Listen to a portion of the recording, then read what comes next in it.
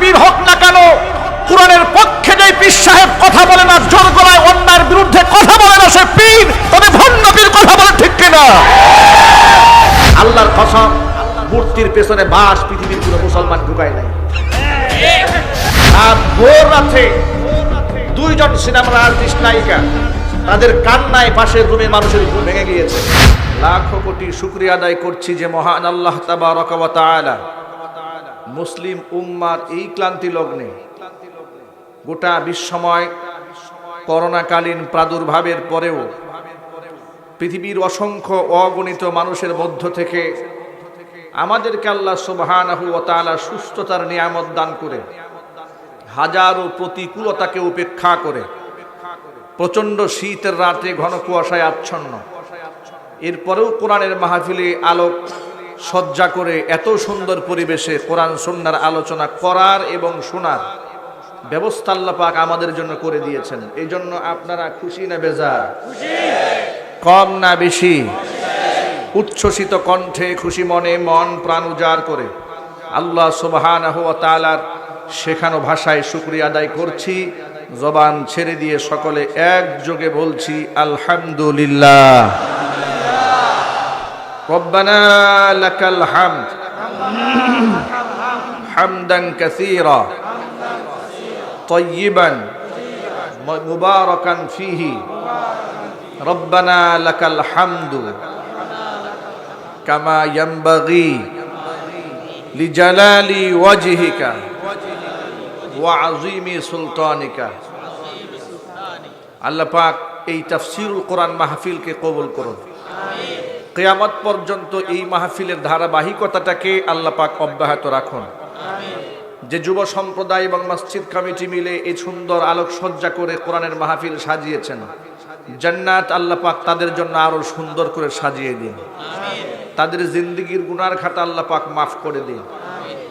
করোনাকালীন এই বিশ্বের মধ্যে আল্লাহ পাক আমাদেরকে নিরাপত্তার চাদরে ঢেকে রেখেছেন। দোয়া করছি আল্লাহ পাকের কাছে, মিনতি করছি আল্লাহ পাক যেন সামনের দিনগুলোতেও আমাদেরকে সুস্থতার নিয়ামত দান করেন। অত্র এলাকার সমস্ত মুর্দেগানের কবরে আযাবকে আল্লাহ তাআলা মাফ করে দিন। গোটা এলাকাবাসীকে অত্র মাহফিলের ওসিলা করে আল্লাহ পাক হেদায়েতে কামিলা নসিব করুন। আমাদেরকে সকলকে আল্লাহমুখী হওয়ার তৌফিক আমাদেরকে আল্লাহ দান করুন। পৃথিবীতে যত আম্বিয়া আলাইহিমুস সালাতু ওয়াস সালাম এসেছেন, তাদের মূল টার্গেটটাই হচ্ছে মাখলুককে স্রষ্টার দিকে, খালিকের দিকে ফিরিয়ে দেওয়া। পৃথিবীতে যত কিতাব আল্লাহ নাজিল করেছেন, সাহিফা আল্লাহ পাক নাজিল করেছেন, উদ্দেশ্য ছিল মাখলুকের সম্পর্ক খালিকের সাথে, সৃষ্টির সম্পর্ক স্রষ্টার সাথে, বান্দার সম্পর্ক মূল মনিবের সাথে জুড়ে দেওয়া। এটাই হচ্ছে সমস্ত নবী আম্বিয়া আলাইহিমুস সালাতু ওয়াস সালামদেরকে এই উদ্দেশ্য নিয়েই আল্লাহ পাক পৃথিবীতে পাঠিয়েছিলেন। আর তারাও এক বাক্যে পৃথিবীতে একটি বাণী প্রচার করেছেন, লা ইলাহা ইল্লাল্লাহ। এই তাওহীদের বাণী তারা প্রচার করেছেন, মানুষকে আল্লাহমুখী করেছেন। আপনারা শুনে অবাক হবেন, এক একজন নবীর শান আর মান আর মর্যাদা এত বেশি ছিল। প্রত্যেকটা নবী রাসূলকে তৎকালীন যুগের তার সমসাময়িক সর্বাধিক জ্ঞানী, বুদ্ধিমান এবং শ্রেষ্ঠতম পবিত্র আখলাক দিয়ে আল্লাহ পাক প্রেরণ করেছিলেন। প্রতি জামানায় হার নবীকে, যেমন মূসা আলাইহিস সালাতু ওয়াস সালাম যে জামানায় এসেছেন, নবী মূসার চেয়ে জ্ঞানী পৃথিবীতে আর কেউ ছিল না। সুবহানাল্লাহ বলতে ইচ্ছে করলো না আপনাদের? তার চেয়ে সম্ভ্রান্ত, তার চেয়ে ভদ্র, তার চেয়ে আখলাকপূর্ণ ব্যক্তি পৃথিবীতে আর কেউ ছিল না। যে জামানায় আল্লাহ পাক হযরত ঈসা রূহুল্লাহকে পাঠিয়েছেন, সে জামানায় নবী ঈসা রূহুল্লাহর চেয়ে শ্রেষ্ঠ ব্যক্তি পৃথিবীতে আর কেউ ছিলেন না। যে জামানায় হযরত ইব্রাহিম আলাইহিস সালাতু ওয়াস সালামকে আল্লাহ পাঠিয়েছেন, তার সময়কার সর্বশ্রেষ্ঠ ব্যক্তি, জ্ঞানী, পণ্ডিত, হাকিম, সর্বগুণে গুণান্বিত ব্যক্তি সেই নবী ইব্রাহিম আলাইহিস সালাতু ওয়াস সালাম ছিলেন। গুণগত মানে প্রত্যেকটা নবী রাসূলকে আল্লাহ পাক পৃথিবীর শ্রেষ্ঠতম অবস্থানে পৌঁছে দিয়েছিলেন। আর তাদেরকে আল্লাহ পাক আপন হস্তে নিজস্ব ভাবে আল্লাহ পাক তাদেরকে কন্ট্রোল করেছেন। যাতে করে দুনিয়ার কোন নবীর দ্বারা সগীরা কবিরা জাহিরি বাতিনি ইচ্ছায় অনিচ্ছায় রাতের আধারে দিনের আলোতে কোনো গুনাহ যেন সংগঠিত না হয়। আল্লাহ পাক এভাবে নবী রাসূলদেরকে হেফাজত করেছিলেন, তারা ছিলেন মাসুম বেগুনাহ। নবী রাসূলগণ কি ছিলেন যদি বলুন তো আপনারা? মাসুম বেগুনাহ ছিলেন পৃথিবীর সমস্ত নবী রাসূলগণ। ছোট্ট একটা উদাহরণ দিয়ে আমি আপনাদেরকে বুঝাতে চাই কিভাবে আল্লাহ পাক নবীদেরকে হেফাজত করেছেন। এই দুনিয়ার মধ্যে আল্লাহ যত নবী পাঠিয়েছেন তাদের মধ্যে অন্যতম শ্রেষ্ঠতম পবিত্র নবী ছিলেন হযরত ইউসুফ আলাইহিস সালাতু ওয়াস সালাম।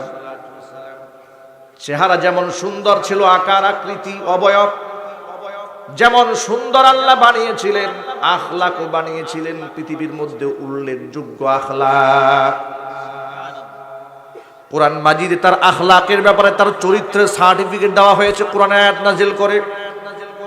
আল্লাহ পাক বলেন ওয়ারাওয়াদাতুহুল্লাতী হুয়া ফি বাইতিহা আন নাফসিহি وغلقت الأبواب وقالت هيت لك قال معاذ الله إنه ربي أحسن مثواي إنه لا يفلح الظالمون। যে মহিলার গৃহে আমার নবী ইউসুফ ছিলেন, আজিজে মিশরের স্ত্রী, সেই সুন্দরী জুলাইখা সুন্দরী মহিলা আমার নবী ইউসুফকে বহুবার ফুসলিয়েছে আত্মসংবরণ যেন করতে না পারে। তাকে ওয়াসওয়াসা দিয়েছে, তাকে বারংবার তার দিকে আকৃষ্ট করার চেষ্টা করেছে, কিন্তু যখন পারে নাই কৌশল অবলম্বন করে তাকে একবার বেডরুমে ডেকে নেয়। ওয়াগাল্লাকাতিল আবওয়াবা, সুকৌশলে দরজাগুলো বন্ধ করে দেয়। ওয়াকালাত হাইতা লাক, আমার দিকে আসো, এভাবে যৌন উত্তেজক পোশাক পরে তাকে যখন আপন সান্নিধ্যে ডাকে, ইউসুফ আলাইহিস সালাতু ওয়াস সালাম সাহায্য চাইলেন কার কাছে? শীত কি বেশি লেগেছে আপনাদের? কষ্ট হচ্ছে? জোর আওয়াজে বলতে হবে, কার কাছে সাহায্য চেয়েছেন? কোরআনের ভাষায় আল্লাহ বলেন ক্বালা মাআযাল্লাহ। ইউসুফ আলাইহিস সালাতু ওয়াস সালাম বলেন, আমি আল্লাহর কাছে সাহায্য চাই। ইন্নাহু রাব্বি, তিনি আমার রব, তিনি আমার প্রতিপালক, তিনি আমার প্রতিপালন করেন। আহসানা মাসওয়ায়া, তিনি আমার সুন্দর থাকা খাওয়ার সুবন্দোবস্ত তিনি করে দিয়েছেন। আমার 10 ভাইরা মিলে আমাকে কুয়ার মধ্যে ফেলে দিয়েছিল হত্যা করার জন্য, সেখান থেকে যে আল্লাহ আমাকে উদ্ধার করে মিশরের বাদশার ঘরে থেকে খেয়ে সুন্দরভাবে বড় হওয়ার সুযোগ করে দিয়েছেন, যে আল্লাহ আমি যদি আজকে বিবাহ বহির্ভূত এই অন্যায় জিনাটা করে ফেলে তাহলে তো আমি জালেম হয়ে যাব। ইন্নাহু লা ইউফলিহুজ জালিমুন, আর জালেম কখনোই সফল কাম হতে পারে না। জালেম কি সফল হতে পারে? জালেম কখনো সফল কাম হতে পারে না। এরপরে আল্লাহ পাক বলেন ওয়ালাকাদ হাম্মাত বিহি ওয়া হাম্মা বিহা লাউলা আররা বুরহানা রাব্বিহি। মহিলা তো কুকর্ম করার জন্য দৃঢ় প্রত্যয় গ্রহণ করেই ফেলেছিল, আর এই প্রত্যয় নিয়েই তো সে ব্যক্তি তাকে অন্দর মহলে ডেকে নিয়েছিল। ওয়া হাম্মা বিহা লাউলা আররা বুরহানা রাব্বিহি। নবী ইউসুফ আলাইহিস সালাতু ওয়াস সালাম তিনি অন্তঃকরণে সংকল্প করেই ফেলতেন, যদি তার রব আমি আল্লাহর নিদর্শন চোখের সামনে দেখতে না পেতেন। আল্লাহু আকবার বলেন। আল্লাহু আকবার। একটুখানি ঠান্ডা মাথায় বুঝেন আপনারা। আল্লাহ বলেন মহিলা তো এই কুকর্ম করার জন্য দৃঢ় প্রত্যয় গ্রহণ করেই ফেলেছিল।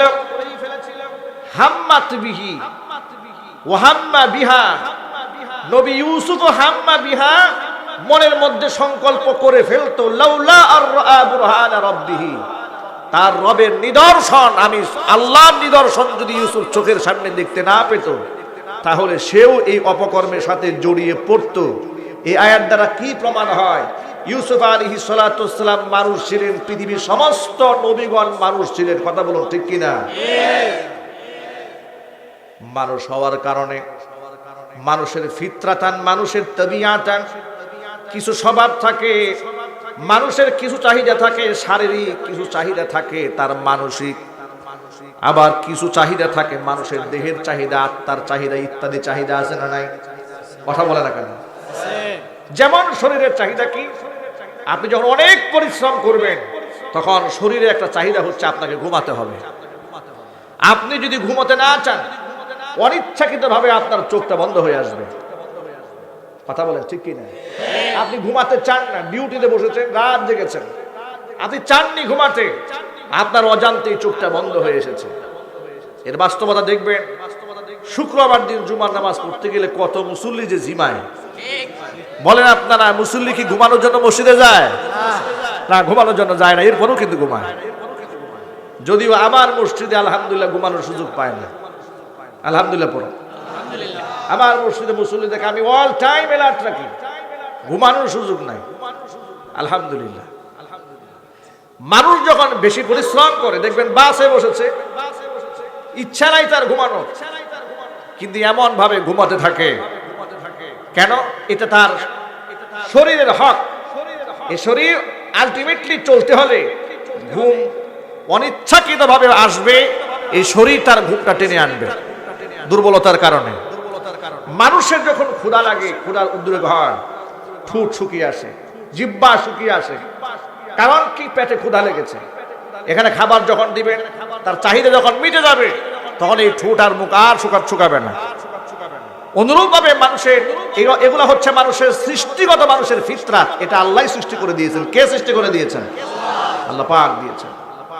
জৈবিক চাহিদা, নারীর প্রতি পুরুষের, পুরুষের প্রতি নারীর সেক্সুয়াল যে আকর্ষণ, এই আকর্ষণটাও আল্লাহ পাক সৃষ্টিগত করে দিয়েছেন। আপনারা এই কথা ভাববেন না। ইউসুফ আলাইহিস সালাতু ওয়াস সালামের সামনে এত সুন্দরী নারী আসলেন, নবী হিসেবে তার এমন অবস্থা হয়েছে যে তার মনে কোনো সংকল্প আসবেই না। বিষয়টা এরকম নয়।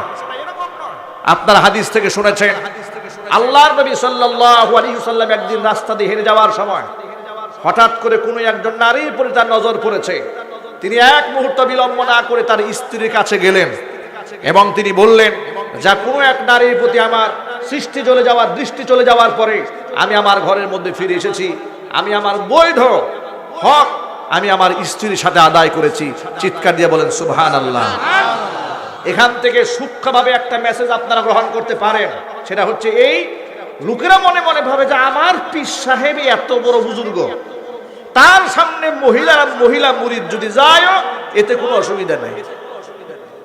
এরকম পীর দেশে আছে না নাই? আরো আসতে বলেন, আছে না নাই? আমার জিজ্ঞেস করতে মনে চায়,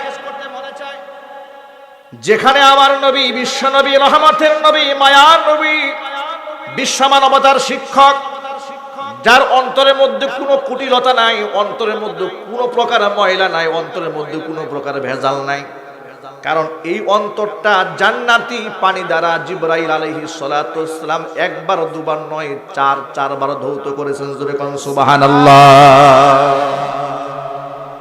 সেই নবী পরনারীর প্রতি নজর পড়ার পরে চলে আসলে স্ত্রীর কাছে। এমনকি আল্লাহর হাবিব শিখায় দিলেন, কোন মুসলমান, কোন মুমিনের যদি পরনারীর প্রতি নজর পড়ে যায়, সে যেন তার স্ত্রীর কাছে ফিরে যায়, কারণ ওই নারীর মধ্যে যা আছে তার স্ত্রীর মধ্যে তাই আছে। জোরে জোরে বলেন সুবহানাল্লাহ। কতটা বাস্তবসম্মত, কতটা বিজ্ঞানসম্মত, কত প্রাকৃতিক ধর্মের নাম ইসলাম। এভাবেই ইসলাম মানুষকে কাল্পনিক কোনো আদর্শ শেখায়নি, যা মানুষের সেটের সাথে যায় না, তবিয়তের সাথে যায় না। অবাস্তব কাল্পনিক ধর্ম ইসলাম নয়। ইসলাম হচ্ছে দুনিয়ার মধ্যে সবচেয়ে বাস্তবসম্মত ধর্মের নাম। অবাস্তব ধর্মগুলোর মধ্যে আছে সন্ন্যাসী জীবন যাপন করা, বিবাহ করবে না, বসে থাকবে 50 বছর 60 বছর, চিরকুমার, বিবাহ করে না, কুমার থাকতে চায়। খোঁজখবর নিয়ে দেখা যায় 1000 নারীর সাথে অপকর্মের রেকর্ড আছে। বিবাহ করবে না, এটা হচ্ছে অপ্রাকৃতিক, অবৈজ্ঞানিক, অমানবিক, এটা মানব সভ্যতার সাথে যায় না। কোন পুরুষ যদি বলে কোন নারীকে দেখলে আমার কোনো আকর্ষণীয় হয় না, একে সন্দেহ আছে সুস্থ না অসুস্থ। কথা বলতে হবে, ঠিক কিনা? এই কথাটা শুনলে অনেক লোকেরা বলেন যে হুজুরা অশ্লীল কথা বললেন, আমরা কত ভালো মানুষ, সারাদিন একসাথে এক টেবিলে খাওয়া দাওয়া করি, আমাদের কোনো অসুবিধাই হয় না, সিনেমা করে, গান করে। আজকে পত্রিকার পাতা খুলে দেখুন, ভোর রাতে দুইজন সিনেমার আর্টিস্ট নায়িকা, তাদের কান্নায় পাশের রুমে মানুষের ঘুম ভেঙে গিয়েছে। জিজ্ঞেস করলেন কি হয়েছে, রাত 2টার পরে পরিচালক তাদের রুমে এসে নক করেছে। এরপর আর কিছু বললাম না। এরপর এটা আপনারা বুঝে নেন, আল আকিলু তাকফিহিল ইশারা। যারা আমাদেরকে সবক শেখান, আমরা পর্দার কথা বললে যাদের অ্যালার্জি সৃষ্টি হয়ে যায়, যারা ছলে বলে কৌশলে ইসলামের প্রত্যেকটা আদর্শের মধ্যে হিট করতে চান, যারা কালিমাটাকে জঙ্গির আলামত বানাতে চান, যারা নারায়ে তাকবীর আল্লাহু আকবার স্লোগানকে সাম্প্রদায়িক স্লোগান বানিয়ে জঙ্গিদের স্লোগান যারা বানাতে চান, তাদের চরিত্র হচ্ছে তারা সুযোগ পেলেই নারীদের চরিত্র উপর হামলা করে।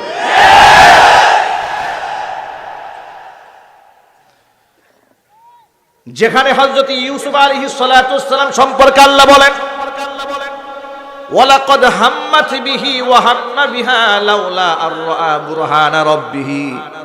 ওই মহিলা তো কুকর্ম করার বিরাট পরিকল্পনা এতে বসেই ছিল, চূড়ান্ত ফয়সালা তার, যে কোনো মূল্যে ইউসুফকে ধরাশয় করেই ফেলবে। ভাইরা আমার, আপনারা বলেন, কাউকে যদি আল্লাহ সাহায্য করেন তাকে কি পরাজিত কেউ করতে পারে? আরো জোরে। ইউসুফ আলাইহিস সালাতু ওয়াসসালাম সাহায্য চেয়েছেন সেই স্রষ্টার কাছে। পৃথিবীর কেউ যেখানে শুনতে পায় না সেখানে যিনি শুনতে পান, পৃথিবীর কেউ যেখানে কাউকে সাহায্য করতে পারে না সেখানে তিনি সাহায্য করতে পারেন, তার কাছেই সাহায্য চেয়েছেন।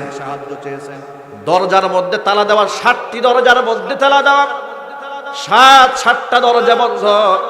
ইউসুফ আলাইহিস সালাতু ওয়াসসালাম আল্লাহর উপর তাওয়াক্কুল করে, ভরসা করে তালাবদ্ধ দরজার দিকে দৌড়ে দিয়েছেন। কোরআন মাজিদের মধ্যে আল্লাহ পাক বলেন, ওয়ালাকাদ হাম ওয়াস্তাবাকাল বাবা ওয়া কদ্দাত কামিসাহু মিন দুবুরি ওয়া আলফায়া সাইয়্যিদাহা লাদাল বাব। ওয়াস্তাবাকাল বাব, ইস্তিবাক মানে প্রতিযোগিতামূলক ভাবে দৌড় দেওয়া। যাহাবা ইয়াযহাবু, যাহাবান মানে হচ্ছে স্বাভাবিকভাবে যাওয়া, আর ইস্তিবাক মানে প্রতিযোগিতামূলক ভাবে দৌড় দেওয়া, কে কার আগে দরজার সামনে চলে যায়। কোরআন বলছে ওয়াস্তাবাকাল বাব, দরজার দিকে দৌড় দিয়েছে উভয়ে, কে দরজার সামনে আগে চলে যায়, ইউসুফ আগে যায় না জুলাইখা আগে যায়। দরজাগুলো তালা দেওয়া, তালাবদ্ধ দরজার দিকে দৌড় দিলেন নবী ইউসুফ আলাইহিস সালাতু ওয়াসসালাম। আল্লাহ পাকের রহম দেখুন, আল্লাহ পাকের দয়া দেখুন, আল্লাহ পাকের কুদরত দেখুন। আল্লাহ সুবহানাহু ওয়া তাআলা আপন কুদরতে 7টি তালাবদ্ধ দরজা নবী ইউসুফের জন্য ওপেন করে দিলেন। এই জন্য এখান থেকে এটাও মেসেজ নিতে হবে, যেখানে কেউ সাহায্য করতে পারে না, সাহায্যকারী আল্লাহ। এই জন্য আমাদের সর্বদা সাহায্য চাইতে হবে আল্লাহ পাকের কাছে। অসম্ভবকে আল্লাহ সম্ভব করে দিতে পারেন, তালাবদ্ধ দরজার চাবি ছাড়া আল্লাহ খুলে দিতে পারেন, সেই ক্ষমতা আল্লাহর আছে না নাই? আরো যদি বলেন আছে না নাই? এরপরে অনেক লম্বা ঘটনা, আমি সেই ঘটনা বলতে চাই না, আমি শুধু আপনাদের সামনে এই মেসেজটাই দিতে চেয়েছিলাম। নবীদেরকে আল্লাহ সুবহানাহু ওয়া তাআলা আপন মেহেরবানিতে হেফাজত করেছেন। আল্লাহ পাক বলেন, ওই মহিলার মতো নবী ইউসুফ সংকল্প করেই ফেলতো, যদি আমার পক্ষ থেকে নিদর্শন চোখের সামনে না পেত। এই নিদর্শনটা কি, এই ব্যাপারে মুফাসসিরিন কিরামরা এক একজন এক একটা ব্যাখ্যা করেছেন। কেউ কেউ বলেছেন যে জিবরাইল আলাইহিস সালাতু ওয়াসসালামকে আল্লাহ পাক নবী ইউসুফের সামনে দাঁড় করিয়ে দিয়েছিলেন। আবার কেউ কেউ বলেছেন যে লা তাকরাবুজ জিনা ইন্নাহু কানা ফাহিশা, এই আয়াতটা চোখের সামনে তুলে ধরেছিলেন আল্লাহ সুবহানাহু ওয়া তাআলা। আবার কেউ কেউ বলেছেন হযরত আইয়ুব আলাইহিস সালাতু ওয়াসসালাম, হযরত ইয়াকুব আলাইহিস সালাতু ওয়াসসালাম, হযরত ইউসুফ আলাইহিস সালাতু ওয়াসসালামের বাবা, তার প্রতিচ্ছবির চিত্রটা নবী ইউসুফ আলাইহিস সালাতু ওয়াস সালামের চেহারার সামনে আল্লাহ পাক ভাসিয়ে দিয়েছিলেন এবং সেখানে ইয়াকুব আলাইহিস সালাতু ওয়াস সালাম ধমক দিয়ে তার সন্তানকে বলছিলেন, খবরদার তুমি জিনা করবে না, কারণ ভবিষ্যতে তুমি নবী হবে। চিল্লায়ে বলেন আল্লাহু আকবার। এই নিদর্শন দেখার পর তিনি এই জঘন্য জঘন্য গুনাহ থেকে নিজেকে হেফাজত করলেন। আল্লাহ পাক এভাবে সমস্ত নবীদেরকে হেফাজত করেছেন। সুবহানাল্লাহ পড়েন। জাতির পিতা ইব্রাহিম আলাইহিস সালাতু ওয়াস সালাম, মুশরিকের ঘরে তার জন্ম। একটুখানি বোঝার চেষ্টা করেন, মুশরিকের ঘরে তার জন্ম। জন্মের পর থেকেই দেখেন বাবা মূর্তির সামনে সেজদা দেয়, মাও মূর্তির সামনে সেজদা দেয়, ডানে বামে সামনে পেছনে আত্মীয় স্বজন যারা আছে সকলেই মূর্তি পূজা করে। শুধু তাই নয়, বাবা শুধু মূর্তি পূজা করে না, মূর্তি বানিয়ে বানিয়ে বাজারে বিক্রি করে। সেখানে আল্লাহ পাক তার নবীকে কিভাবে হেফাজত করেছেন। ছোট্ট ইব্রাহিম খলিল যখনই তার জবান ফুটেছে, সাধারণত বাচ্চারা বাবা মাকে যে কাজ করতে দেখে শিশু বাচ্চারাও সেই কাজটাই করে, ঠিক কিনা? আপনি দেখবেন ঘরের মধ্যে জায়নামাজ বিছিয়ে যদি আপনি নামাজে দাঁড়ান, আপনার শিশু বাচ্চা 2 বছর বয়স, 2.5 বছর বয়স, 3 বছর বয়স তার, আপনাকে দেখে দেখে আপনার বাচ্চাটাও জায়নামাজের মধ্যে দাঁড়াবে। আপনি যদি টেলিভিশন স্ক্রিনের সামনে বসে থাকেন রিমোট কন্ট্রোল নিয়ে, আপনার বাচ্চাটা ওই রিমোট নিয়ে টেলিভিশনের সামনে বসে থাকবে, বুঝুক আর না বুঝুক রিমোট টিপতে থাকবে। এই জন্য পুরুষের জন্য ফরজ নামাজ মসজিদ, সুন্নত নামাজ ঘরে। নারীদের জন্য ফরজ এবং সুন্নাত সমস্ত নামাজ কোথায়? আরো যদি বলেন। অনেক লোকেরা বলেন যে মসজিদে মহিলাদের যাতায়াতের ব্যবস্থা সুবিধা করা দরকার। এটাকে তারা যৌক্তিকভাবে ব্যাখ্যা করে বলেন, যেখানে মাঠে ঘাটে বাজারে মিল কলকারখানায় নারীরা যেতে পারে, মসজিদে যেতে পারবেন না কেন? মসজিদে গেলে তো ওয়াজ শুনে একটু নামাজি হতে পারে। যুক্তিটা অনেক সুন্দর মনে হয়, কিন্তু এই যুক্তির মধ্যে ভিতরগত অনেক শয়তানি নিহিত রয়েছে। কথা বলেন ঠিক কিনা? কারণ হাদিসের ভান্ডারগুলোর মধ্যে অসংখ্য হাদিসের ভেতরে একটা হাদিসও পাওয়া যাবে না যেখানে নারীদেরকে মসজিদে নামাজ পড়ার ক্ষেত্রে আমাদের নবী উদ্বুদ্ধ করেছেন। শুধুমাত্র একটা হাদিসের মধ্যে পাওয়া যায়, লা তামনাউ ইমা আল্লাহি আন ইউসাল্লিনা ফিল মসজিদ, মসজিদের মধ্যে আল্লাহর বান্দীদেরকে নামাজ পড়তে তোমরা নিষেধ করো না। এর দ্বারা শুধুমাত্র পারমিশন পাওয়া যায়, জাওয়াজের সুরত পাওয়া যায়, কিন্তু উত্তম সুরত পাওয়া যায় না। কারণ এই হাদিসের পরের অংশে নবী করিম সাল্লাল্লাহু আলাইহি সাল্লাম বলেছেন, ওয়াবুয়ুতুহুন্না খায়রুল লাহুন্না, নারীদের জন্য উত্তম নামাজের জায়গা হচ্ছে তার ঘর। চিৎকার দেখুন সুবহানাল্লাহ। ইসলাম যে বাস্তবসম্মত ধর্ম তার আরেকটা প্রমাণ নেন। পুরুষরা ফরজ নামাজ পড়বেন জামাতে। জামাতে নামাজ আদায় করলে কি হবে? মানুষের সাথে, প্রতিবেশীর সাথে, আরেক ভাইয়ের সাথে দেখা হবে নামাজে দৈনিক 5 বার। ভ্রাতৃত্ব বাড়বে, মহব্বত বাড়বে, একাত্মতা বাড়বে, একাগ্র চিত্তে একজন আরেকজন খোঁজ খবর নিতে পারবে, ঠিক কিনা? কারণ পুরুষের কাজ হচ্ছে সংগ্রামে, মাঠে ময়দানে, আর নারীর কাজ কোথায়? মাঠে ময়দানে না ঘরে? যদি বলতে হবে নারীদের কাজ ঘরে। এই বাস্তবসম্মত কথাটাও অনেকেই সহজে মেনে নিতে পারেন না। হাজারো যুক্তি তর্ক দাঁড় করিয়ে বলেন, পুরুষ যদি রাত 3টা পর্যন্ত ঘরের বাইরে থাকতে পারে, আমরা মহিলারা কেন থাকতে পারবো না? পুরুষ যদি সিগারেট টানতে পারেন, আমরা মহিলারা কেন সিগারেট টানতে পারবো না? পুরুষ যদি একাকী বিদেশ সফর করতে পারেন, আমরা নারীরা কেন পারবো না? এ ধরনের যৌক্তিকতা দেখিয়ে মুক্তমনা এক শ্রেণীর লোক সমাজের মধ্যে প্রপাগান্ডা ছড়ায়। বাস্তবতায় আছে না নাই? আচ্ছা, তাদের এই সমস্ত যুক্তিগুলো যে অসার যুক্তি, যা সম্পূর্ণ বাস্তবতা বিবর্জিত, সম্পূর্ণ ধ্বংসাত্মক যুক্তি, যেই যুক্তিগুলো আসলেই যুক্তি নয়, এগুলো হচ্ছে খুরা যুক্তি। আপনারা দেখেছিলেন কিছুদিন আগে নারায়ণগঞ্জের এক মহিলা রাস্তায় নেমে মানববন্ধন করে, যখন গোটা বাংলাদেশে ধর্ষণ, গণধর্ষণের জোয়ার চলছে, যখন উলামায়ে কেরাম বললেন নারীদেরকে পর্দার মধ্যে আনা হোক, ইসলামী শরীয়ত মানার কথা বলা হচ্ছে, তখন তারা এই ব্লেমটা আলেমদের কাঁধের উপর চাপিয়ে দিয়ে বলছে দেশে ধর্ষণ বেড়েছে আলেমদের ওয়াজ মাহফিলের কারণে। এরা মানুষ না শয়তান? আরো জোরে বলতে হবে। মানুষ নামক এই শয়তানগুলো দেশ ভরে গেছে, কথা বলুন ঠিক কিনা? বাস্তবতাকে উপেক্ষা করে তারা বলতে লাগলো আমি একজন মেয়ে মানুষ, আমি কি পোশাক পরবো না পরবো এটা আমার বাবাও তো বলার অধিকার রাখে না, আপনি বলার কে? দেহ আমার, সিদ্ধান্ত আমার। নাউজুবিল্লাহ, আসতে পড়েন। কথা শুনতেছেন? শোনা যাচ্ছে? সে বলছে দেহ আমার, সিদ্ধান্ত আমার। রাত ৩টা পর্যন্ত পুরুষ বাহিরে থাকতে পারলে আমি কেন পারবো না? পাবলিক প্লেসে পুরুষ যদি সিগারেট টানতে পারে আমি মহিলা কেন টানতে পারবো না? এই হচ্ছে তাদের অসার যুক্তি। তাদের জন্য বাস্তবতার প্রমাণ হচ্ছে এত যুক্তিকতা আপনারা দেখান, তাহলে রাত 2টা বাজে নির্যাতিতা হয়ে পরিচালকের কাছে দরজার সামনে বসে কেকানো কুকানি আওয়াজ করেন কেন? এত যুক্তি আপনাদের? নির্যাতিত হওয়ার পরে চুপ থাকেন কেন? গোটা পৃথিবীর সিনেমার যত আর্টিস্ট রয়েছে, ইউরোপ আমেরিকা সহ পার্শ্ববর্তী দেশ ভারত সহ অধিকাংশ নারীরা নির্যাতিত হয়েছে। এখন আপনারা প্রশ্ন করতে পারেন যাদের ইজ্জত বলতে কিছুই নাই, ওদের আবার নির্যাতন কিসের? কথা বলেন না ঠিক কিনা? যার মান সম্মান আছে তার টাকা খুয়া যাওয়ার ভয় আছে, যার পকেটে টাকা নাই হারাবে কি?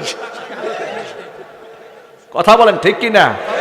পকেটে টাকা থাকলে সাবধানে রাখতে হয়, যার টাকাই নাই ও সাবধানতা করবেটা কি? অত ইজ্জত নাই। এরপরে ওরা কিন্তু মামলা করে, ওরাও কিন্তু কষ্টে ভোগে।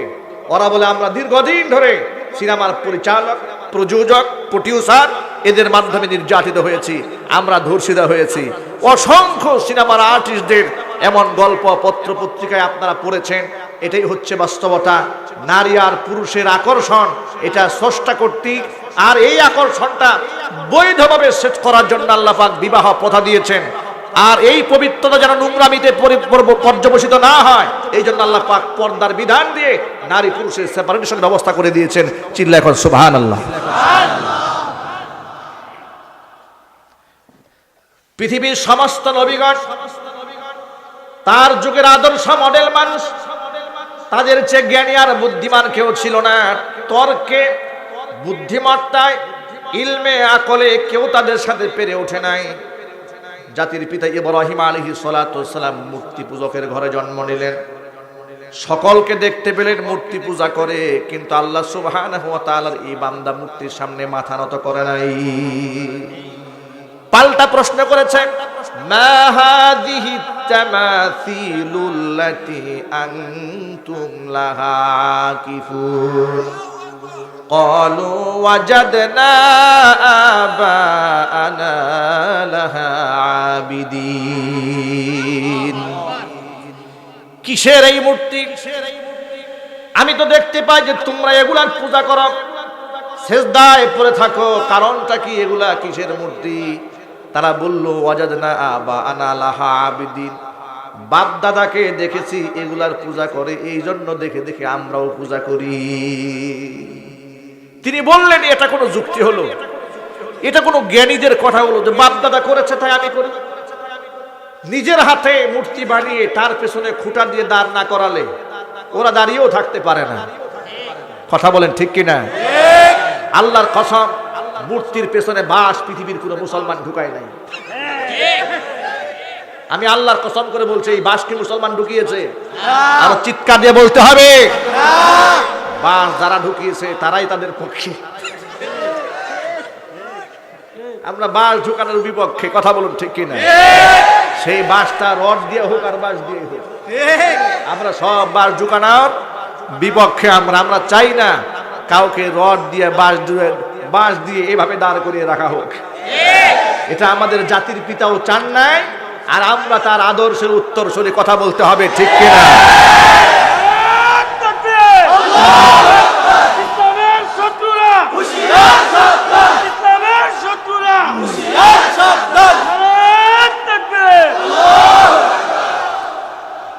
ভাইরা আমার, এভাবে আল্লাহ সুবহানাহু ওয়া তাআলা জ্ঞানে বুদ্ধিমত্তায় সমস্ত নবীদের সম্মান পৃথিবীর মধ্যে প্রতিষ্ঠিত করে রেখে দিয়েছেন, কেউ তাদেরকে লাঞ্ছিত করতে পারে নাই। হাজারো যুক্তি তর্ক দিয়ে ইব্রাহিম আলাইহিস সালাতু ওয়াস সালাম যখন এদেরকে মূর্তির আকর্ষণ থেকে এদেরকে সরাতে পারল না, তখন তিনি একটা কৌশল অবলম্বন করলেন। সেই কৌশল হচ্ছে, সবাই যখন চলে গেল মেলায়, তিনি মেলায় না গিয়ে গেলেন মন্দিরে। যাওয়ার সময় হাতের মধ্যে একটা কুড়াল নিয়ে গেছেন। কি নিয়ে গেছে? কুড়াল নিয়ে গেছে। সামনে কুড়াল নিয়ে গিয়ে দেখে ওদের দেবদেবীর সামনে খাবারের কোনো অভাব নাই। মনে মনে ভাবলেন, কত এতিম দুস্থ অসহায় লোকেরা রাস্তায় ঘুরে বেড়ায়, ওদের কেউ খাবার দেয় না, আর এরা খাবার খেতে পারে না, সামনে খাবারের কোনো অভাব নাই। কোন জ্ঞানী মানুষ এই কাজটা করতে পারে না। ইব্রাহিম আলাইহিস সালাতু ওয়াস সালাম মূর্তিকে ডাক দিয়ে বললেন, মালাকুম লা তাআকুলুন, আল্লাহু আকবার, ব্যাপারটা কি? এত সুস্বাদু খানা তোমরা খাও না কেন? এখন দেখে খাবার তো খায় না, কথাও কয় না। ভাইরা আমার, ইব্রাহিম আলাইহিস সালাতু ওয়াস সালাম বলেন, ব্যাপারটা কি? খাবার তো খাও না, জিজ্ঞেস করলে কথাও কও না। মালাকুম লা তানতিকুন, ব্যাপারটা কি? কথা বলো না কেন? রাস্তা দুইটা, জবাব হয়তো দিতে হবে, না হয় আজকে ফয়সালা হবে। সুবহানাল্লাহ কয় না? রাস্তার যে কোনো দুইটা একটা গ্রহণ করতেই হবে, তোমাদের কোনো উপায় নাই। আজকে কিন্তু কুড়াল নিয়ে আসছি, খানা খাবে, না হয় জবাব দেবে। খানা খাও। মালাকুম লা তাকুলুন, কি খাবার পছন্দ হয় নাই? এত খানা সামনে, কোনো খানায় খেতে মন চায় না। না মন চাইলে বলতে হবে, কেন খাও না, জবাব দাও। মালাকুম লা তানতিকুন, ঘটনা কি? কথাও দেখে বলো না। কথা যদি না বলো তাহলে কিন্তু এটাতে বলো বসকা। কোন জবাব আছে? কথা বলেন, কোন জবাব আছে? কোন জবাব নাই। ইব্রাহিম খলিল হাতের এই কুড়াল দিয়া টুকরা টুকরা করে ফেললো সবগুলা মূর্তিকে। মাঝখানে যে বড় মিয়া আছে সেটাকে ভাঙলো না। কোরআনের ভাষায় সূরা আম্বিয়ার মধ্যে আল্লাহ পাক কি সুন্দর করে বলেন, ফাজআলাহুম জুদাদান ইল্লা কাবীরাল লাহুম লাআল্লাহুম ইলাইহি ইয়ারজিউন। সবগুলা মূর্তিকে ভেঙে টুকরা টুকরা করে দিয়েছে, চূর্ণ বিচূর্ণ করে দিয়েছে। মাঝখানের বড়টাকে ভাঙে নাই, যাতে করে লোকেরা তার কাছে এসে জবাবদিহিতা করতে পারে। এই সুযোগটা রেখে দিয়েছেন। বড় মিয়ার কান্দের মধ্যে কুলালটা জুলাই ঘর থেকে বের হয়ে গেছেন। লোকেরা যখন আসলে মেলা থেকে, অনেক ধরনের খাবার দাবার নিয়ে এসেছি, যে এত খাবার নিয়ে এলাম, ভগবানকে দুই একটা খাবার না দিয়ে গেলে খাবারে বরকত হবে না। তখন কিছু খাবার দেওয়ার জন্য তারা পুনরায় মন্দিরের মধ্যে ঢুকেছে। মন্দিরে খাবার দিতে গিয়ে দেখে ক্ষুধার কাম তো হুদা, ক্ষুধা তো কাম সারা হয়ে গেছে। ক্ষুধার তো হাত ভাঙা, পা ভাঙা, চোখ ভাঙা, না কুড়াই ফেলছে, টুকরা টুকরা হয়ে গেছে। ভাইরা আমার, তারা বলল, ক্বালু মান ফাআলা হাযা বিআলিহাতিনা ইন্নাহু লামিনাজ জালিমিন। আমাদের এই দেবতার সাথে এই আচরণ কে করলো? নিঃসন্দেহে সে জালেম। জালেম না হলে ক্ষুধার ঠ্যাং ভাঙে। কত বড় জালেম! নিঃসন্দেহে সে জালেম। কে এই কাজটা করলো? তদন্ত কমিটি গঠন করা হলো, গোয়েন্দা সংস্থার লোকদেরকে ছেড়ে দেওয়া হলো।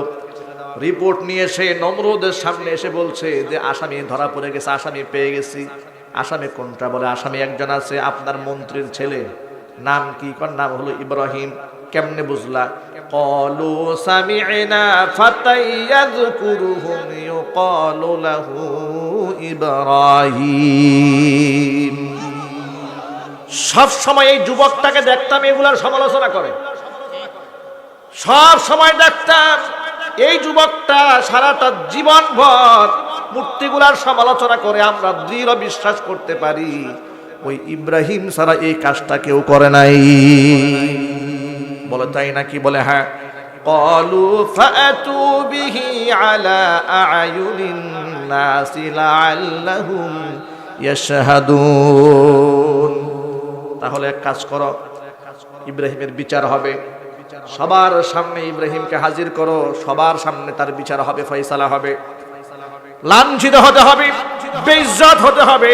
এত বড় সাহস তার, আমাদের দেবতার সাথে নাফরমানি করেছে, তার বিচার হবে, তার অপমান করা হবে।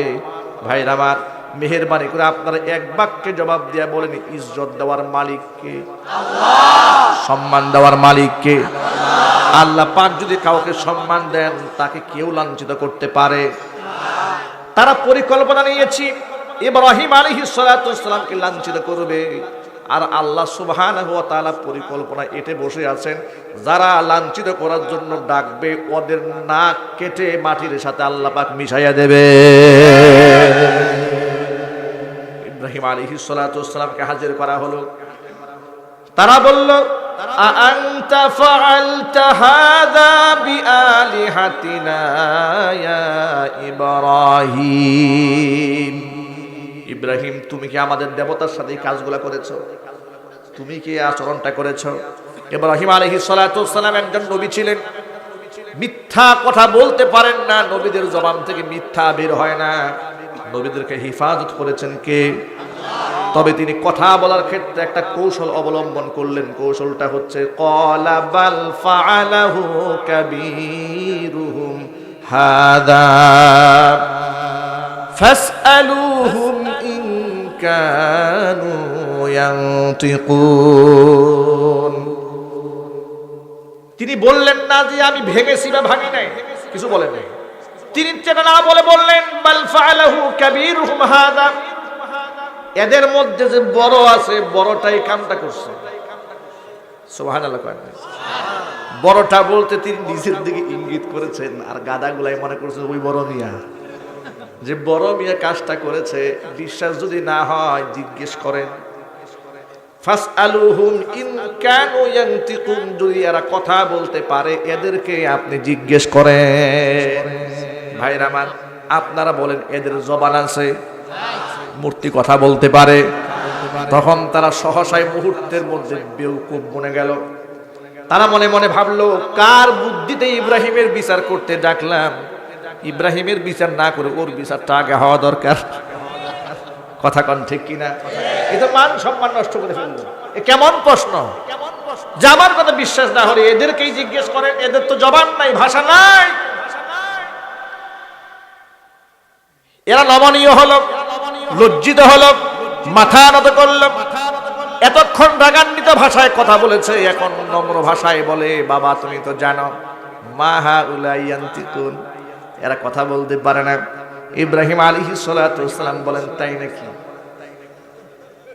কথা বলতে পারে না? বলে না, তুমি তো জানো এটা, এরা কি কথা বলতে পারে? তাই নাকি? কথা বলতে জানে না? বলে না। শুনেও না? বলে না। উপকার করতে জানে না? না।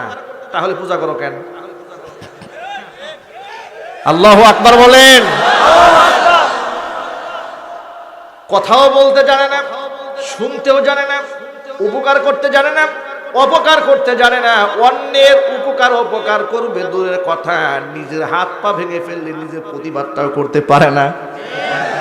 উফিল্লাকুম ওয়ালিমা তা'বুদুনা মিন দুনিল্লাহি আফালা তাকিলুন। মাথায় মগজ নাই, ঘিরো নাই, ভালো মন্দ কিছুই বুঝো না। ধিক্কার তোমাদের জন্য, আর আল্লাহকে বাদ দিয়ে তোমরা তাদের পূজা করো, এদের জন্য ধিক্কার। যুক্তিতে তর্কে ইব্রাহিম খলিলকে যখন ওরা হারাতে পারল না, তখন তারা পেশি শক্তি ব্যবহার করার জন্য সিদ্ধান্ত গ্রহণ করলো। সবসময় একটা মূলনীতি আপনার মনে রাখবেন, জালেমের আচরণটা এমনই হয়। জালেম যখন বাস্তবতাকে উপেক্ষা করে, যুক্তিতে তর্কে আদর্শে যখন বাস্তবতায় যখন ও হেরে যায়, পেশি শক্তি ব্যবহার করে সেখানে তারা বিজয়ী লাভ করতে চায়। তখন তাদের মুখ থেকেই ভাষা বের হয়ে যায়, আসেন হাত ভেঙে দেব, ঘাড় মটকায় দেব, পানিতে ভাসায় দেব। এগুলা হচ্ছে ওই নমরুদের মতো পেশি শক্তি ব্যবহার করা। কারণ তারা যুক্তি দিয়ে, কোরআনের আয়াত দিয়ে, হাদিস দিয়ে, বাস্তবতা দিয়ে যখন প্রমাণ করতে কোনো কিছুতে না পারে, হেরে গিয়া নমরুদের মতো চিৎকার করে পেশি শক্তি দেখাতে চায়। তারা বলে, ক্বালু হাররিকুহু ওয়ানসুরু আলিহাতাকুম ইন কুনতুম ফাইলিন। এর সাথে যুক্তিতে গিয়ে লাভ নাই, তর্কে গিয়ে লাভ নাই। ক্ষমতা যেহেতু আমাদের, ক্ষমতা দেখাইয়া দাও। কথা কয় না? ঠিক। ক্ষমতা যেহেতু আছে, ক্ষমতা দেখাও। ইব্রাহিম দা আগুন দিয়ে পুড়ায় মারো, হত্যা করো, তাকে জ্বালায় দাও। তোমাদের দেবতাকে সে লাঞ্ছিত করেছে, তাকে তোমরা সাহায্য করো। খাইতে চাও, এর আগুন দিয়ে পোড়াও। ভাইরা আমার, দেবতার মান সম্মান ইব্রাহিম খলিল নষ্ট করলো না, এরা নষ্ট করেছে। আরো যদি বলেন, কারণ দেবতার অসারতা এদের বক্তৃতার মাধ্যমে, যুক্তির মাধ্যমে জাতির সামনে প্রমাণিত হয়েছে। জোরে জোরে বলেন সুবহানাল্লাহ।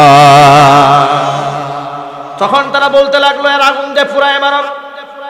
ভাইরা আমার, হাজার হাজার বছর পর এ দুনিয়াতে ইব্রাহিম আলাইহিস সালাতু সালামের আদর্শের সৈনিক যেমন আছে, নমরুদের আদর্শের সৈনিকও আছে। আর কথা বলেন, আছে না নাই?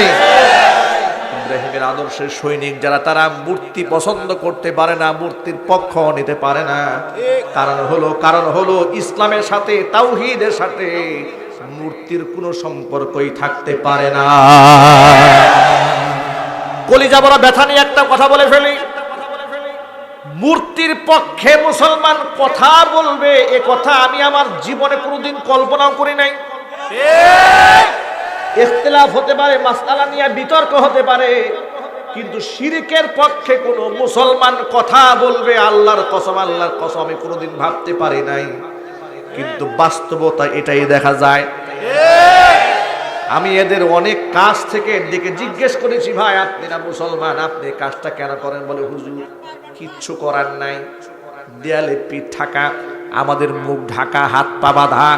এর মানে আমাদের কাছে যখন আসে নতি স্বীকার করে, আবার পিছনে পিছনে গিয়া বলে হাত ভাঙ্গো, পা ভেঙ্গে দাও।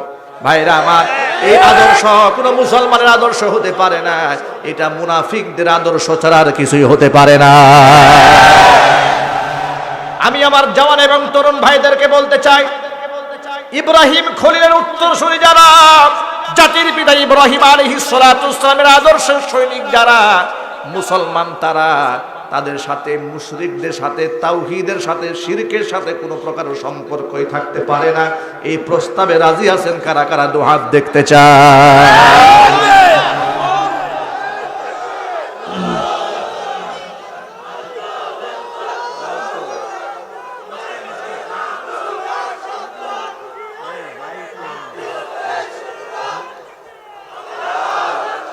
প্রিয় যুবক ভাইরা আমার, সকল ভাইদেরকে বিনীত অনুরোধ জানাই, সমস্ত নবীগণ ছিলেন জ্ঞানী, তাদের জ্ঞানকে হারিয়ে দেওয়ার মতো ক্ষমতা এই পৃথিবীর মধ্যে কারণ নাই। জোরে বলুন ঠিক কিনা?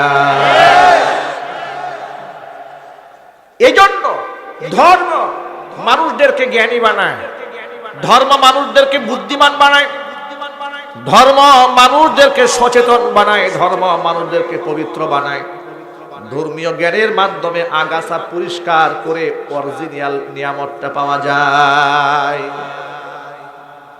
তামাম পৃথিবীর সমস্ত নবীদের নবী, তামাম জাহানের নবী, বিশ্ব নবী, ইমামুল মুরসালিন রাহমাতুল লিল আলামিন, খাতামুল আম্বিয়া নবিয়ুনা মুহাম্মদুর রাসূলুল্লাহ সাল্লাল্লাহু আলাইহি সাল্লাম যখন তাওহীদের দাওয়াত প্রদান করলেন, সেই নবী তাওহীদের দাওয়াত দিলেন 40 বছর বয়সে। 40টা বছরের মধ্যে যার জবান থেকে একটা মিথ্যা শব্দ উচ্চারিত হয় নাই। আল্লাহু আকবার বলেন। আপনারা শুনে অবাক হয়ে যাবেন, কাফেররা যখন দেখতে পেল আল্লাহর নবী এমন একটা দিনের দাওয়াত দিচ্ছেন যে তাদের পূর্বের শিরকি ধর্ম ধ্বংসাত্মক হয়ে যাচ্ছে, সব তছনছ হয়ে যাচ্ছে, তখন তারা এই আফসোস করে কাঁদতেছিল আর মাথার চুলগুলা টেনে ছিঁড়ে ফেলতেছিল। আহারে, এই মোহাম্মদ তো সেই মোহাম্মদ যাকে আমরা 40 বছর একটা মিথ্যা শব্দ বলতে শুনি নাই। সুতরাং সাধারণ মানুষকে আমরা কি বলে বুঝাবো? এই লোক যা বলে তা সঠিক নয়, মানুষ তো আমাদের কথা নেবে না। কথা কন ঠিক কিনা? মানুষ আমাদেরটা নেবে না, মানুষ তো মুহাম্মদেরটাই নিয়ে যাবে, কারণ মুহাম্মদকে তারা কোনোদিন মিথ্যা বলতে শুনে নাই। এজন্য বলেন সুবহানাল্লাহ। কোরআন মাজিদ আল্লাহ পাক তার রাসূলকে বলেন, ও নবীজি শোনেন, আজকে সমাজে যারা আপনার শত্রু হয়েছে, আপনার সমালোচনা যারা আপনাকে করে, তারা আসলে কেউ আপনার শত্রু নয়। তারা তো সবাই আপনার বন্ধু ছিল, এরাই তো আপনাকে আল আমিন খেতাব দিয়েছে, এরাই তো আপনার কাছে টাকা পয়সা স্বর্ণ গহনা এগুলো আপনার কাছে বন্ধক রাখতো, আমানত রাখতো। আপনি হলেন আল আমিন, গোটা আরব জাহানের কাছে আপনি হচ্ছেন সেই জনপ্রিয় ব্যক্তি যার জীবনে কোনোদিন একটা মিথ্যা উচ্চারিত হয় নাই। তাহলে তারা আজকে আপনাকে মারতে চায় কেন, আপনাকে কাটতে চায় কেন, আপনাকে দেশান্তরিত করতে চায় কেন, আপনার জবানকে বন্ধ করে দিতে চায় কেন? শুনেন আপনি ভালো করে, ফাইন্নাহুম লা ইউকাযযিবুনাক। আল্লাহু আকবার বলেন। আপনি মনে করেন যে ওরা আপনাকে মিথ্যাবাদী বলে না? ফাইন্নাহুম লা ইউকাযযিবুনাক, ওরা আপনাকে মিথ্যাবাদী বা বানায় না। ওয়ালাকিন্নাজ যালিমিনা বিআয়াতিল্লাহি ইয়াজহাদুন, ওরা তো মূলত আপনাকে অস্বীকার করে না, তারা মূলত আমি আল্লাহর আয়াতকেই অস্বীকার করে। বাতিলপন্থীদের কাছে সমাজের কিছু আলেমের খুব জনপ্রিয়তা আছে, কথা বলতে হবে। বলে এই হুজুর বলো ভালো হুজুর, ইনি আধ্যাত্মিক হুজুর, কথা বলে না কেন? আর এই হুজুর খারাপ হুজুর, এই হুজুর মেজাজ গরম মৌলবাদী হুজুর, আছে না নাই? আলেমদেরকে তারা বিভিন্ন ভাগে ভাগ করে ফেলেছে। একদল আলেমদেরকে বানিয়েছে তারা আধ্যাত্মিক আলেম, আরেকদেরকে বানিয়েছে আর কিছু আলেমদেরকে বানিয়েছে মৌলবাদী আলেম। মৌলবাদী আলেম তাদেরকে বানিয়েছে যারা চুরির বিরুদ্ধে কথা বলে, ঘুষের বিরুদ্ধে কথা বলে, জিনার বিরুদ্ধে কথা বলে, দুর্নীতির বিরুদ্ধে কথা বলে, শিরকের বিরুদ্ধে যারা জোর আওয়াজে কথা বলে তাদেরকে ওরা মৌলবাদী বানিয়ে দিয়েছে। আর যে আলেম চোখের সামনে শিরিক দেখে, বেদাত দেখে, বেপর্দা দেখে, জেনা দেখে, অপকর্ম দেখে, সব কিছু দেখার পরে মুখের মধ্যে কুলু পেটে মসজিদের কোনায় বসে সুবহানাল্লাহ সুবহানাল্লাহ আলহামদুলিল্লাহ, এই বুজুর্গ দেশে আছে না নাই? এরা বলে এটা বড় বুজুর্গ হুজুর, এ বলো আমলি হুজুর, জীবনে কোনোদিন মিছিল করতে দেখে নাই, মিটিং করতে দেখে নাই, এত বড় আল্লাহর ওলি আছে না নাই? আমি আমার ভাষায় বলি, তারা বুজুর্গ এ কথা ঠিক, নবীর ভাষায় তাদেরকে একটা উপাধি আমার দিতে মনে চায়। আল্লাহর হাবিব বলেন, আস-সাকিতু আনিল হাক্কি শাইতানুন আখরাস, যে ব্যক্তি সত্য চোখের সামনে দেখার পরে দুনিয়ার স্বার্থে জবানকে বন্ধ রাখে, এই লোকটা হলো বুবা শয়তান। যত বড় খানকার পীর হোক না কেন, কোরআনের পক্ষে যে পীর সাহেব কথা বলে না, জোর গলায় অন্যায়ের বিরুদ্ধে কথা বলে না, সে পীর, তবে ভণ্ড পীর কথা বলে, ঠিক কিনা?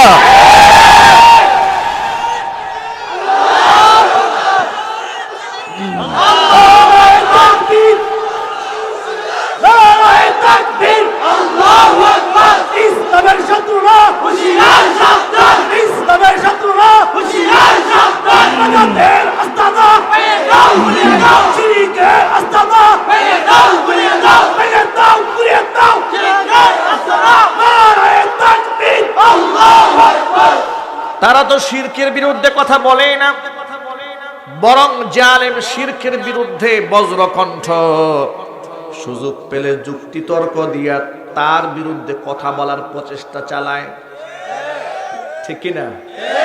নিজে তো শিরকের বিপক্ষে কথা বলেই না, জালেম বজ্রকণ্ঠে আওয়াজ দিয়েছে, সুযোগ পেলে তার বিরুদ্ধে ইনিয়ে বিনিয়ে মিষ্টি মিষ্টি ভাষায় কথা বলতে শোনা যায়, নসিহত প্রদান করতে শোনা যায়। বলা হচ্ছে এরকম সরগরম না করে বিনয়ের সাথে বললে হয় না, একটু মোহাব্বতের সাথে বললে হয় না? এত মোহাব্বত কেন শিরকের প্রতি আপনার? এত ভালোবাসা কেন? এত মোহাব্বত উঠলে উঠে কেন আপনার? কষ্ট হচ্ছে নাকি? যুবক ভাইরা আমার, সকল ভাইদেরকে বলে আল্লাহ পাক বলেন, হাবিব ফাইন্নাহুম লা ইউকাযযিবুনাকা, এরা তো প্রকারান্তরে আপনাকে মিথ্যাবাদী বানায় না, কারণ আপনি তো এদের মাঝে মিথ্যাবাদী ছিলেন না। তখন থেকে ওরা আপনাকে পাগল বলে, মিথ্যাবাদী বলে, জাদুকর বলে, যখন থেকে আপনি আমার কোরআনের কথাটা প্রচার করে দিয়েছেন। তাহলে তো ওরা তো প্রকৃত অর্থে আপনার বিরোধিতা করে নাই, বিরোধিতা করেছে আমার কোরআনের কথা। বলেন ঠিক কিনা? এখন আপনারাই বলেন, কোরআন কি মূর্তির পক্ষে না বিপক্ষে? এই কথার মধ্যে কি আপনাদের কারো কোনো সন্দেহ আছে? না। যদি সন্দেহ থাকে তাহলে এখনই পরিষ্কার হওয়া দরকার আছে। কোরআন মূর্তির পক্ষে না বিপক্ষে? বিপক্ষে। আমার নবী মূর্তির পক্ষে না বিপক্ষে? বিপক্ষে। জাতির পিতা ইব্রাহিম আলাইহিস সালাতু ওয়াস সালাম মূর্তির পক্ষে না বিপক্ষে? তাই যদি হয়ে থাকে আমরা কি মূর্তির পক্ষে না বিপক্ষে? বিপক্ষে। কোন মুসলমানের সন্তানের মূর্তির পক্ষে অবস্থান থাকতে পারে না। যার মূর্তির পক্ষে অবস্থান থাকবে তা সে ব্যক্তি মুসলমান হতে পারে না। আল্লাহ পাক বলেন, হাবিব আমার সত্যের পথে অবিচল থাকুন, ফাস্তাকিম কামা উমিরতা। সুবহানাল্লাহ। আল্লাহর নবী সাল্লাল্লাহু আলাইহি সাল্লামের বেশ কিছু চুল সাদা সাদা দেখা যায়। আসলে নবী করিম সাল্লাল্লাহু আলাইহি সাল্লামের চুল দাড়ি পাকে নাই, দুই একটা দাড়ি লালচে লালচে হয়ে গিয়েছিল। আল্লাহর হাবিব সাল্লাল্লাহু আলাইহি সাল্লাম বলেন, সাইয়াবাতনি হুদুন, সূরা হুদের আয়াত আমি নবীকে বুড়া বানিয়ে দিয়েছে। সে আয়াতটা কি শুনেন? ফাস্তাকিম কামা উমিরতা। আপনাকে যা অর্ডার করা হয়েছে, আপনাকে যা হুকুম করা হয়েছে, আপনি সেই কথার উপরে অবিচল থাকবেন, অটল থাকবেন। এই একটা কথা আমি নবীকে বুড়া বানিয়ে দিয়েছে। জোরে কোন সুবহানাল্লাহ। এই জন্য শুধু আল্লাহর উপর ঈমান এনেছি কথা বললেই হবে না। ঈমান নিয়ে যদি মরতে মনে চায়, ঈমান নিয়ে জন্মগ্রহণ তো সবাই করে। ভালো করে শোনেন, ঈমান নিয়ে সবাই জন্মগ্রহণ করে। আজকে সমাজের মধ্যে যারা নাস্তিক আছে, ইসলামের বিরুদ্ধে যে বুদ্ধিজীবীরা কথা বলে, ওরাও কিন্তু মুসলমানের ঘরে জন্ম নিয়ে যখন নিয়েছে, কাফের হইয়া নাস্তিক হয়ে জন্মগ্রহণ করে নাই। এই জন্য মুসলমানের ঘরে জন্ম নেওয়া এটা বড়াইত্বের কিছু নাই। যে আমার বিরাট, আমার 14 গোষ্ঠী খান জাহান আলীর বংশধর ছিল, আমি হাসান হুসাইনের বংশধরের লোক, এরকম চাপাবাজি করার কোনো সময় নাই। কথা বলেন ঠিক কিনা? আজকালকের কিছু লোকেরা নিজেরা ইসলামের বিরুদ্ধে যখন কথা বলে, আলেমরা যখন তাদের বিরুদ্ধে, দেশের তাওহীদি মুসলমান যখন তাদের বিরুদ্ধে সরব হয়ে যায়, গর্জন দিয়ে ওঠে, তখন তারা আবার প্রতিবাদ করে বলে, শোনেন আমার দাদা ছিল হাজী সাহেব।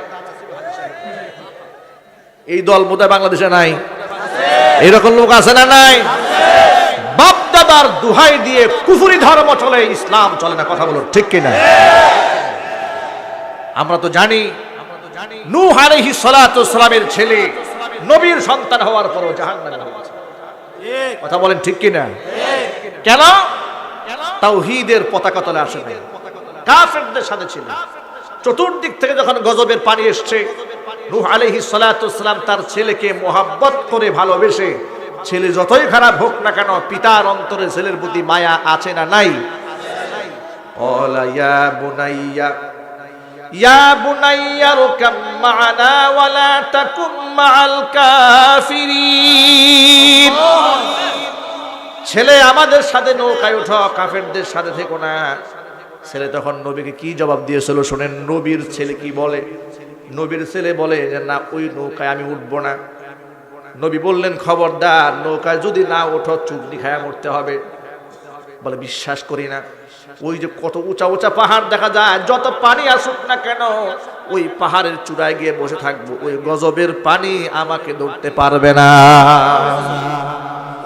কোরআনের ভাষা আল্লাহ পাক বলেন, ক্বালা সাআবি ইলা জাবালি ইয়াসিমুনি মিনাল মা ক্বালা লা আসিমাল ইয়াওমা মিন আমরিল্লাহি ইল্লা মার রাহিম ওয়া হালা বাইনাহুমাল মাওজু ফাকানা মিনাল মুগরাকিন। ছেলে বলল, আমি পাহাড়ের চূড়ায় আশ্রয় গ্রহণ করব, পাহাড় আমাকে বাঁচায় দেবে। তিনি বললেন, না, লা আসিমাল ইয়াওমা মিন আমরিল্লাহ, আল্লাহর গজব থেকে আজকে কেউ রক্ষা করতে পারবে না। একমাত্র আল্লাহ যার উপর রহম করেন সেই ব্যক্তি বেঁচে যাবে, অন্যথায় সবাই ধ্বংস হয়ে যাবে। ভাইরা আমার, আল্লাহর নবী নূহ আলাইহিস সালাতু ওয়াস সালামের সাথে পুত্রের তর্ক বিতর্ক, কথোপকথন চলছে। এই ফাঁকে আল্লাহ পাক একটা গজবের ঢেউ পাঠিয়ে দিলেন।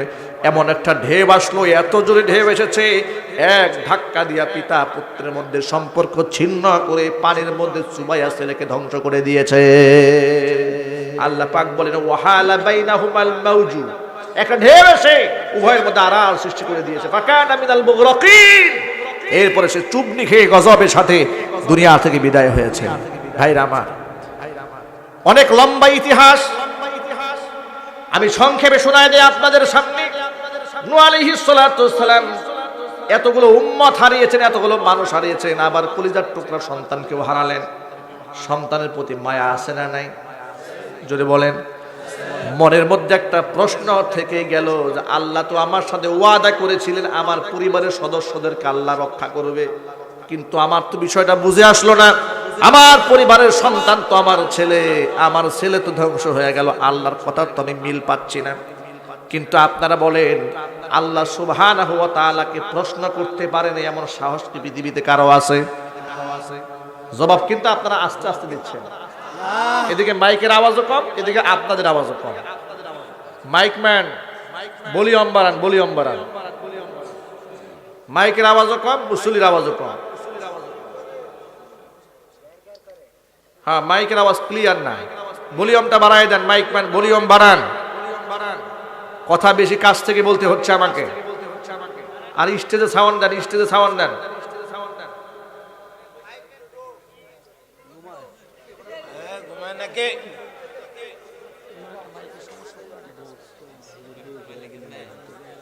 ভিতরে সাউন্ড দেন।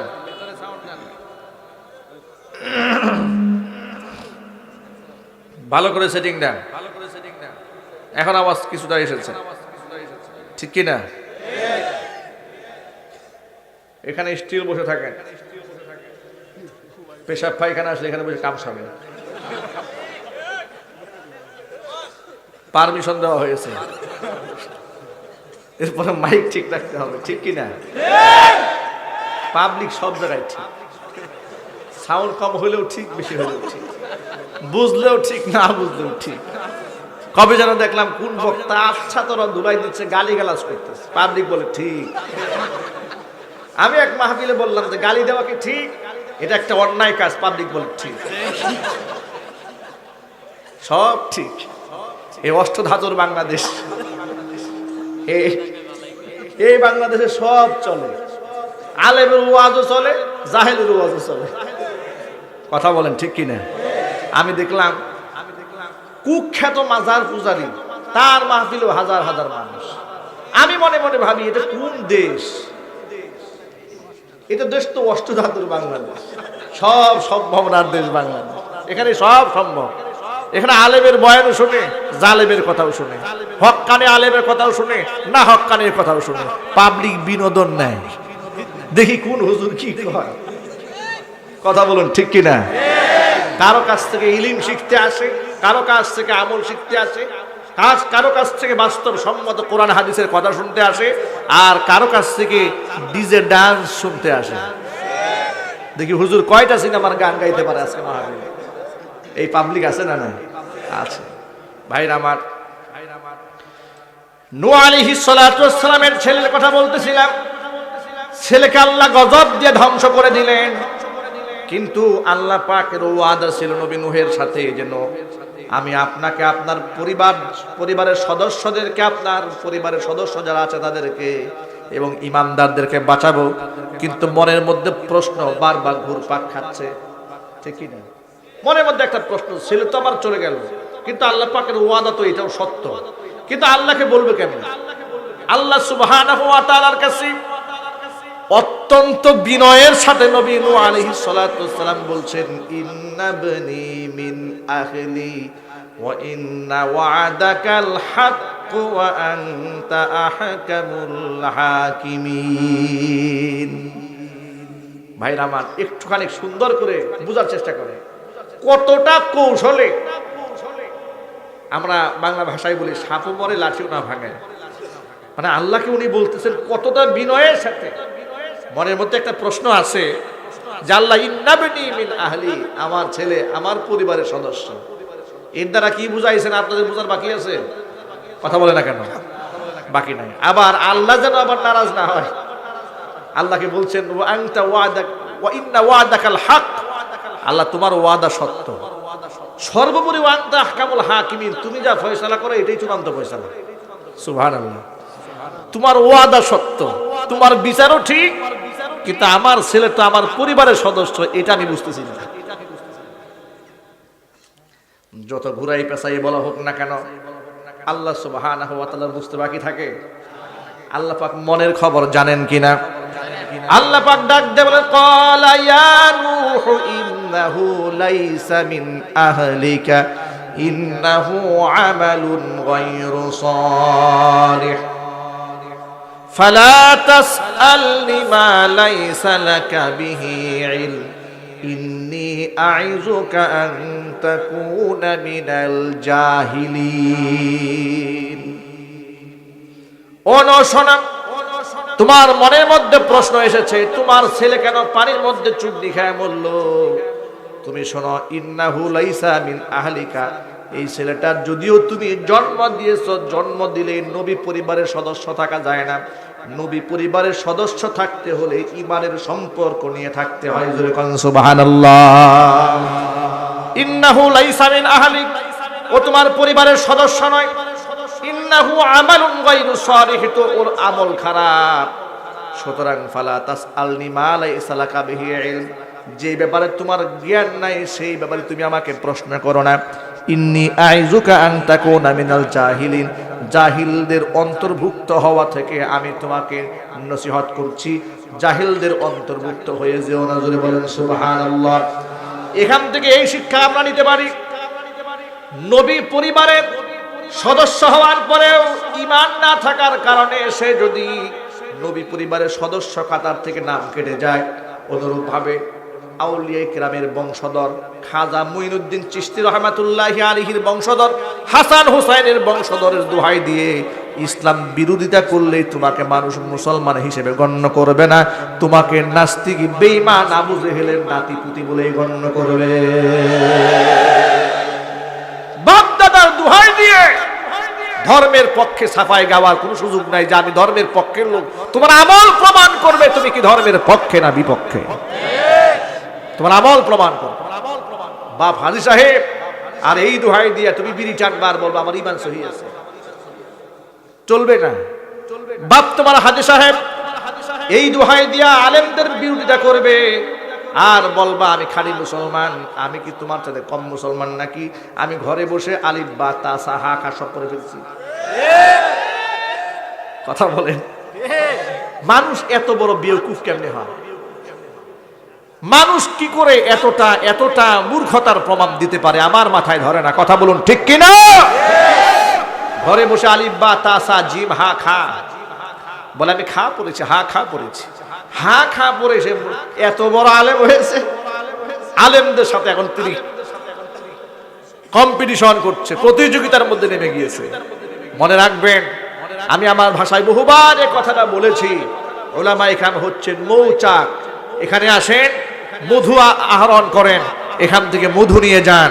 খবরদার ঢিল ছুটতে যাবেন না, এমন হুল ফুটাইয়ে দেবে 14 গোষ্ঠী মিলেও যন্ত্রণা শেষ করতে পারবা না। ধাক্কা দিও না।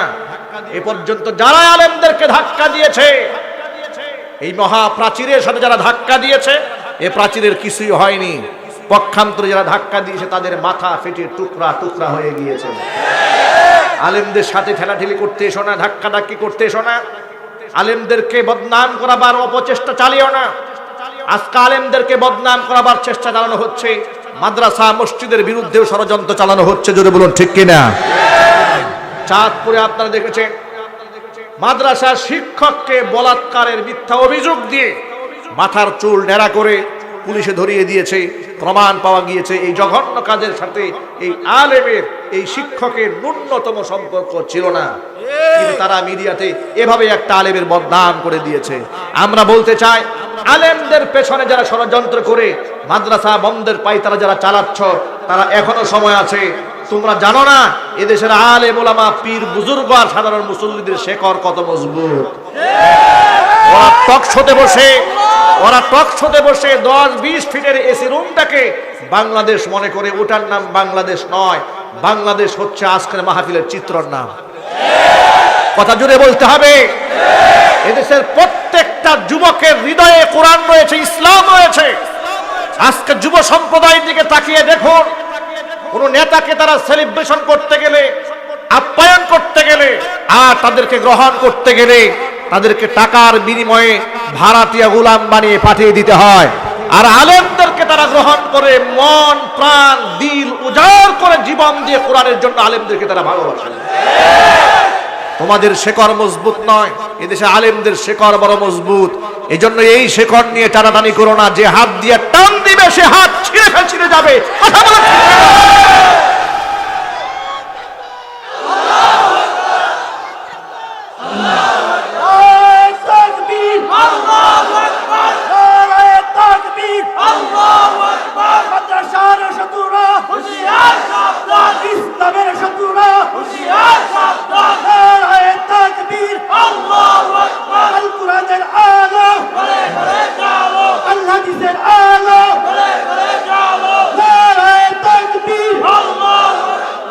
ধর্ম মানুষদেরকে বিনয়ী বানায়, ধর্ম মানুষদেরকে আত্মপ্রত্যয়ী বানায়, শাখসিয়াত দান করে, ব্যক্তিত্ব দান করে।